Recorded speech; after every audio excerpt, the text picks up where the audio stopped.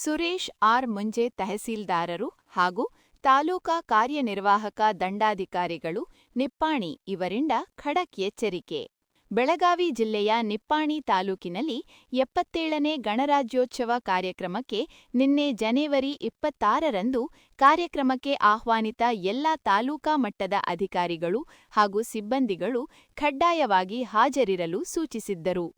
ಆದರೂ ಕೂಡ ಕೆಲ ಅಧಿಕಾರಿಗಳು, ಸಿಬ್ಬಂದಿ ವರ್ಗದವರು ರಾಷ್ಟ್ರೀಯ ಹಬ್ಬ 77ನೇ ಗಣರಾಜ್ಯೋತ್ಸವ ಸಂಭ್ರಮಕ್ಕೆ ಬಾರದೆ ಗೈರಾಗಿರುವ ಕೆಲ ಇಲಾಖೆಯ ಅಧಿಕಾರಿಗಳು ಹಾಗೂ ಸಿಬ್ಬಂದಿ ವರ್ಗದವರು ಗೈರಾಗಿದ್ದರು.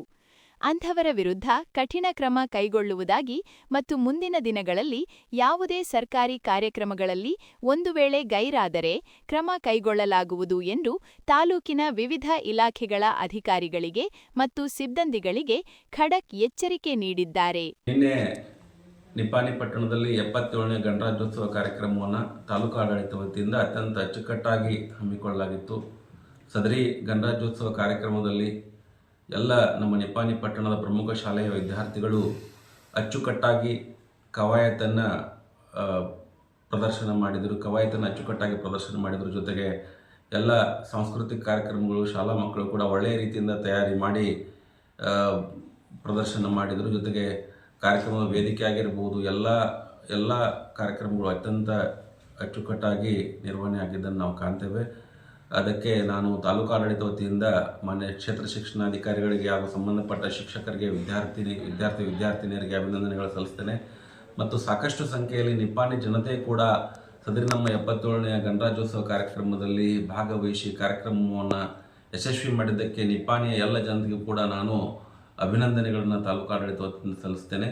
ಜೊತೆಗೆ ನಮ್ಮ ಮಾನ್ಯ ಶಾಸಕರು ಕೂಡ ಅತ್ಯಂತ ಉತ್ಸಾಹದಿಂದ ಬೆಳಗ್ಗೆ ಕಾರ್ಯಕ್ರಮ ಪ್ರಾರಂಭವಾಗುವ ಮುಂಚೆನೇ ಹಾಜರಿದ್ದು ನಮಗೆಲ್ಲ ಮಾರ್ಗದರ್ಶನ ಮಾಡಿ ಕಾರ್ಯಕ್ರಮವನ್ನು ಯಶಸ್ವಿ ಮಾಡಲಿಕ್ಕೆ ಮಾನ್ಯ ಮೇಡಮ್ ಅವರು, ಶಾಸಕರಾಗಿರ್ತಕ್ಕಂಥ ಶಶಿಕಲಾ ಜೊಲ್ಲೆ ಮೇಡಮ್ ಅವರು ಕೂಡ ಕಾರಣೀಕರ್ತರು ಅಂತ ನಾನು ಹೇಳಲಿಕ್ಕೆ ಇಷ್ಟಪಡ್ತೇನೆ.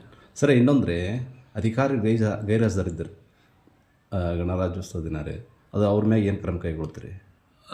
ಸರಿ, ನಾನು ಈ ಗಣರಾಜ್ಯೋತ್ಸವದ ಪೂರ್ವಭಾವಿ ಸಭೆಯಲ್ಲೇ ಎಲ್ಲ ನನ್ನ ತಾಲೂಕಾ ಮಟ್ಟದ ಅಧಿಕಾರಿಗಳಿಗೆ, ನಿಪ್ಪಾಣಿಯಲ್ಲಿರ್ತಕ್ಕಂಥ ಎಲ್ಲ ತಾಲೂಕಾ ಮಟ್ಟದ ಅಧಿಕಾರಿಗಳಿಗೆ ಮತ್ತು ಸಂಬಂಧಪಟ್ಟ ಸಿಬ್ಬಂದಿ ವರ್ಗ ಕಡ್ಡಾಯವಾಗಿ ಗಣರಾಜ್ಯೋತ್ಸವದ ತಾಲೂಕು ಆಡಳಿತದಲ್ಲಿ ಕಾರ್ಯಕ್ರಮವರೆಗೆ ಹಾಜರಿರಲಿಕ್ಕೆ ನಿರ್ದೇಶನ ಕೂಡ ನೀಡಿದ್ದೆ.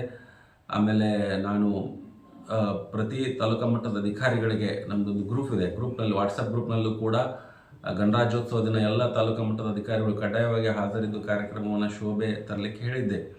ಅದೇ ಕೂಡ ಕೆಲವೊಂದು ನನ್ನ ಗಮನಕ್ಕೆ ಕೂಡ ಬಂದಿದ್ದಾವಿದ್ದು ಕೆಲವೊಂದು ಅಧಿಕಾರಿಗಳು ತಮ್ಮ ಕಚೇರಿಗಳಲ್ಲಿ ಗಣರಾಜ್ಯೋತ್ಸವ ಮಾಡಿ ಕೆಲವೊಬ್ಬರು ತಾಲೂಕಾ ಮಟ್ಟದ ಕಾರ್ಯಕ್ರಮಕ್ಕೆ ಹಾಜರಾಗದೇ ಇರೋದನ್ನು ನಾನು ಕಂಡಿದ್ದೇನೆ.